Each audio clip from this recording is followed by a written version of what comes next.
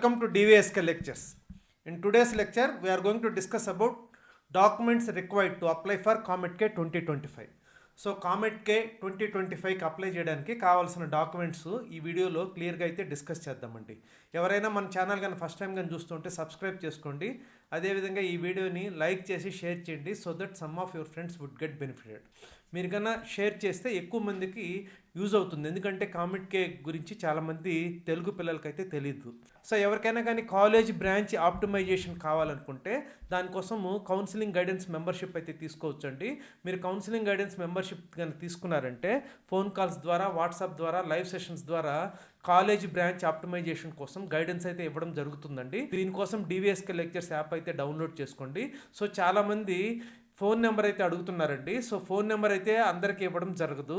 So ఎవరైతే counselling guidance membership తీసుకుంటారో ఇమీడియట్గా 1 or 2 అవర్స్లో నా నుంచి మీకు కాల్ అయితే వస్తుందండి. కౌన్సిలింగ్ గైడెన్స్ మెంబర్స్కి మాత్రమే phone number will be available. Comet K 2025 notification అయితే రిలీజ్ అయిందండి.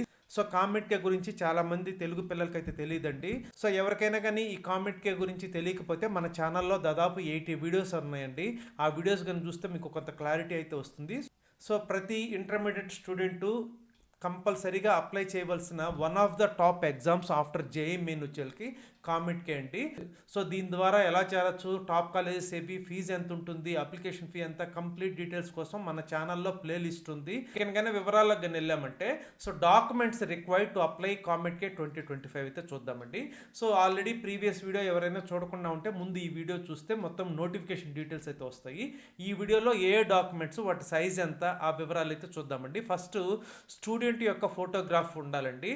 సో రీసెంట్గా తీసుకున్నటువంటి ఫోటోగ్రాఫ్ అది జేపెగ్ ఫార్మాట్లో 80 KB దాటకుండా ముందైతే రెడీ చేసుకోండి. సో ఈ డాక్యుమెంట్స్ అన్ని కూడా రెడీగా ఉంచుకుంటే అప్లై చేసేటప్పుడు స్మూత్గా కంప్లీట్ అవుతుందండి. So before you start applying for Comet K 2025 ఈ డాక్యుమెంట్స్ అన్ని రెడీగా ఉంచుకోండి. సో ఫోటోగ్రాఫ్ వచ్చేకి 80 KB దాటకుండా జేపెగ్ ఫార్మాట్లో రెడీగా ఉంచుకోండి. అదేవిధంగా signature of the student. So student ఒక వైట్ పేపర్ మీద బ్లాక్ పెన్తో కానీ బ్లూ పెన్తో కానీ సిగ్నేచర్ చేసి దాన్ని స్కాన్ చేసి మీరు సైజు 80 KB దాటకుండా జేపెగ్ ఫార్మాట్లో రెడీగా ఉంచుకోండి. అదేవిధంగా signature of parent are Guardian, ఇది కూడా మీరు బ్లాక్ పెన్తో కానీ బ్లూ పెన్తో కానీ వైట్ పేపర్ మీద తీసుకొని స్కాన్ చేసి దీనికి మాత్రం 160 KB వరకు ఉండొచ్చండి. జేపెగ్ కానివ్వండి లేకపోతే PDF ఫార్మాట్లో కానివ్వండి అప్లోడ్ చేయవలసి ఉంటుంది. అదేవిధంగా unique ID proof of candidate or parent. So ఇది మ్యాక్సిమం సైజ్ వచ్చేకి 160 KB అండి. జేపెగ్ ఫార్మాట్ కానివ్వండి లేకపోతే PDF ఫార్మాట్ కానివ్వండి. సో కొన్ని ఐడి కార్డ్స్ లైక్ మీరు ఫ్రంట్ అండ్ బ్యాక్ తీసుకున్నప్పుడు 2 pages వస్తే వాటిని కంబైన్ చేసి ఒక పేజీ లాగా మీరైతే అప్లోడ్ చేయవలసి ఉంటుందండి. ఆ పాయింట్ కూడా మీరు గమనించాలి. ఇక 10th class certificate mark list. So ఇది వచ్చేకి 160 KB దాటకూడదండి. జేపెగ్ కానివ్వండి లేకపోతే JPG ఫార్మాట్లో ఉండాలండి. So next KKR or HKR certificate అంటే ఇది కర్ణాటక స్టూడెంట్స్కి. సో HKR అంటే Hyderabad Karnataka region. So Hyderabad Karnataka region అంటే చాలామంది హైదరాబాద్ స్టూడెంట్స్ అనుకుంటారు, అది కాదండి. సో దీని గురించి మనము ప్రీవియస్ వీడియోస్లో అయితే డిస్కస్ చేస్తున్నాము. సో ఈ 371J సర్టిఫికేట్ ఏదైతే ఉందో అది ఓన్లీ కర్ణాటక స్టూడెంట్స్ మాత్రమే అప్లై చేయాలండి. Who comes under KKR HKR region. So దీని యొక్క సైజ్ వచ్చేసరికి 160 KB ఉండాలి. ఇది కూడా జేపెగ్ ఫార్మాట్లో ఉండాలండి. So next SC or ST or OBC certificate అండి. ఇది కూడా కర్ణాటక స్టూడెంట్స్కే. సో మ్యాక్సిమం సైజ్ వచ్చేసరికి 160 KB జేపెగ్ ఫార్మాట్లో ఉండాలండి. ఈ సర్టిఫికేట్ వచ్చేసరికి తహసీల్దార్ నుంచి ఇష్యూ అయి ఉండాలండి.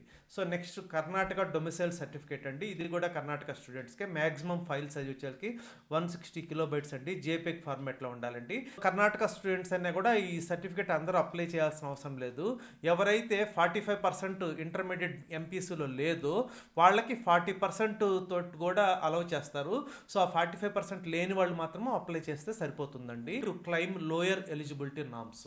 ఇవన్నీ డిఫరెంట్ డాక్యుమెంట్స్ మీరు అప్లోడ్ చేయవలసింది. ఇవన్నీ రెడీగా పెట్టుకొని మీరు కన్నా అప్లై చేయడం స్టార్ట్ చేస్తే స్మూత్గా అయితే కంప్లీట్ అవుతుందండి. I hope you have understood. Thank you.